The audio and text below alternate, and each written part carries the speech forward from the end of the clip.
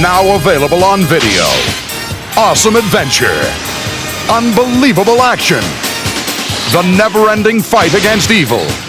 It's non-stop excitement with the Action Heroes. Spider-Man, what's he got to do with this? Yes, it's the Incredible Spider-Man.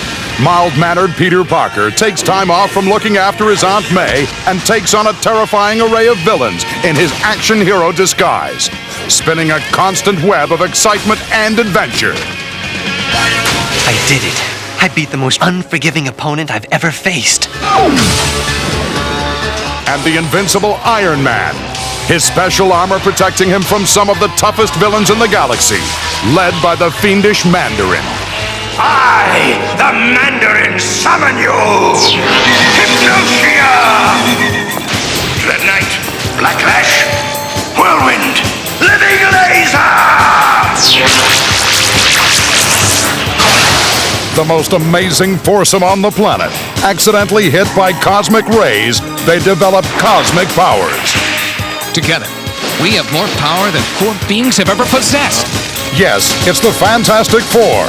Mr. Fantastic himself, the Invisible Woman, the Human Torch, and Ben Grimm, alias The Thing. Hey, if being a superhero was easy, any bozo could do it. Frozen as stone by day, but active by night, gargoyles complete the Action Heroes collection. You're awake. You're alive! Battling with humans across the ages, the gargoyles now fight the war against evil amidst the modern-day skyscrapers of New York. There is good and evil in all of us, human and gargoyle alike. Collect all the Action Hero titles and follow their never-ending battle against crime and villainy across the universe. Face me, human, if you dare. Collect them today. I wonder if this city's ready for you guys.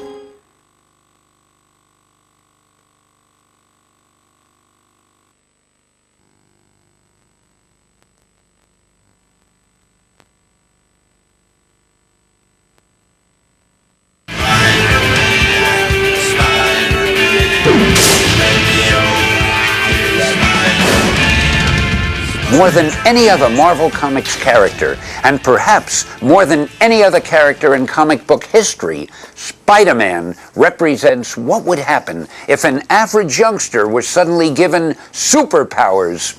This is Stan Lee confessing a secret, the fact that most people don't know that our world-famous wall crawler was created almost as an afterthought.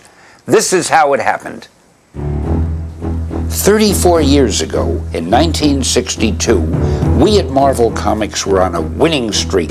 In less than a year, we had published the Fantastic Four, the Mighty Thor, and the Incredible Hulk, 3 new superhero titles, which became the most popular comics of their time.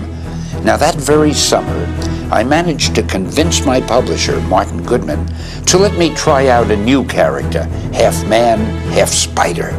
Martin was afraid the public might find spiders too grotesque, but he gave me the go-ahead anyway. Well, Spider-Man made his debut in a magazine that was just about to be canceled, called Amazing Adult Fantasy. We shortened its title to Amazing Fantasy, and in August of 1962, it featured, for the first time anywhere, the origin of Spider-Man. In that famous first issue, drawn by the multi-talented Steve Ditko, an orphaned high school student named Peter Parker lived with his elderly Uncle Ben and Ben's sickly wife, Peter's gentle Aunt May. One day, on a school outing to an exhibit of atomic science, Peter was bitten by a very special spider. A spider that had just become supercharged by radiation. From that fateful bite, Peter Parker discovered that he had acquired the amazing powers of an arachnid, as spiders are called. Soon after, he created his costume and developed an amazing talent for spinning webs.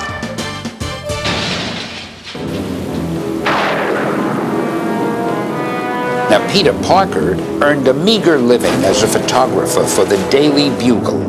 His world included his bombastic boss, J. Jonah Jameson, his ill-fated girlfriend, Gwen Stacy, and his other girlfriend, the irrepressible Mary Jane Watson. Unforgettable supervillains also populate Spidey's world.